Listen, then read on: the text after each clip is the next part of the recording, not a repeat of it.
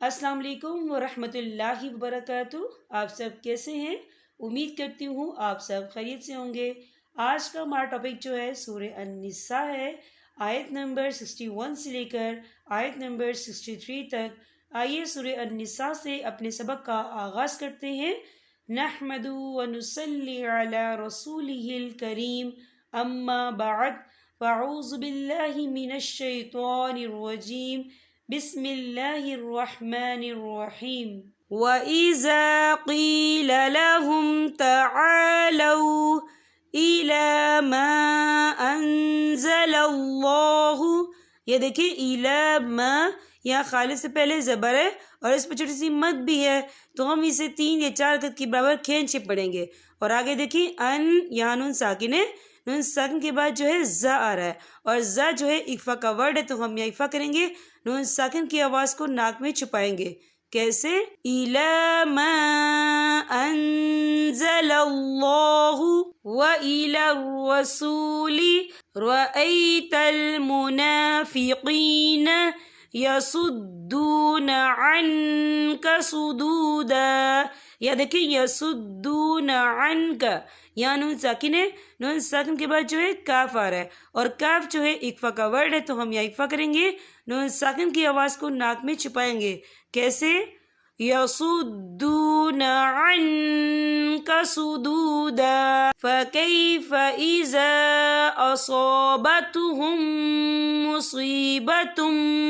यहाँ देखिए फ़कैफ़ इज़ा, यहाँ खालिद से पहले ज़बर है और इस पर छोटी सी मद भी है, तो हम इसे 3 या 4 अदद के बराबर खींच के पढ़ेंगे। और आगे देखिए असाबतहुम, यहाँ मीम साकिन है, मीम साकिन के बाद जो है मीम मुशद्दद वाला रूफ आ रहा है, तो यहाँ पर इदगाम शफ़वी होगा। हम पिछले मीम को अगले मीम में मदगम करेंगे और हम यहाँ गुन्ना भी करेंगे। कैसे?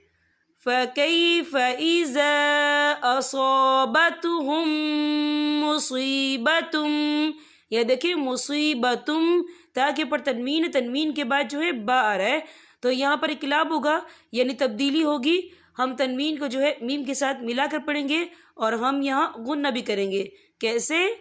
असाबतहुम मुसीबतुम बिमा क़द्दमत ऐदीहिम सुम्मा जाऊका यहलिफून बिल्लाहि।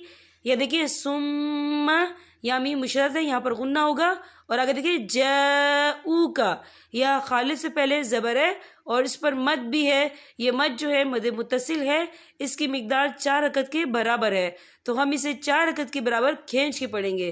कैसे? सुम्मा जाऊका यहलिफून बिल्लाहि। ये देखिए यहलिफून, यहाँ पे आपको सल्ले और काफ लिखा हुआ नजर आ रहा है, तो यहाँ पर मिलाकर पढ़ना चाहिए। कैसे? सुम्मा जाऊका यहलिफून बिल्लाहि, यहाँ अल्लाह का नाम बारीक पढ़ा जाएगा क्योंकि अल्लाह के नाम से पहले ज़ेर है। कैसे?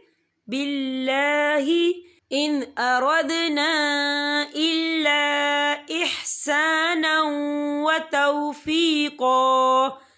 यहाँ देखिए इन अरदना, यहाँ खालिद से पहले ज़बर है और इस पर छोटी सी मद भी है, तो हम इसे 3 या 4 अदद के बराबर खींच के पढ़ेंगे। कैसे? इन अरदना इल्ला इहसाना व तौफीक़ा उलाइका लज़ीना। ये देखिए उला, लाम के ऊपर कड़ी हरकत है और इस पर मद भी है, ये मद जो है मद मुत्तसिल है, इसकी मिकदार 4 अदद के बराबर है, तो हम इसे 4 अदद के बराबर खींच के पढ़ेंगे। कैसे? उलाइका लज़ीना यअलमुल्लाहु मा फ़ी क़ुलूबिहिम। यहाँ देखिए आपको छोटा सा कॉफ लिखा हुआ नजर आ रहा है, तो यहाँ ठहरने में कोई हर्ज नहीं, आप यहाँ ठहर सकते हैं। फ़अअरिज़ अन्हुम वइज़हुम वक़ुल लहुम फ़ी अनफुसिहिम।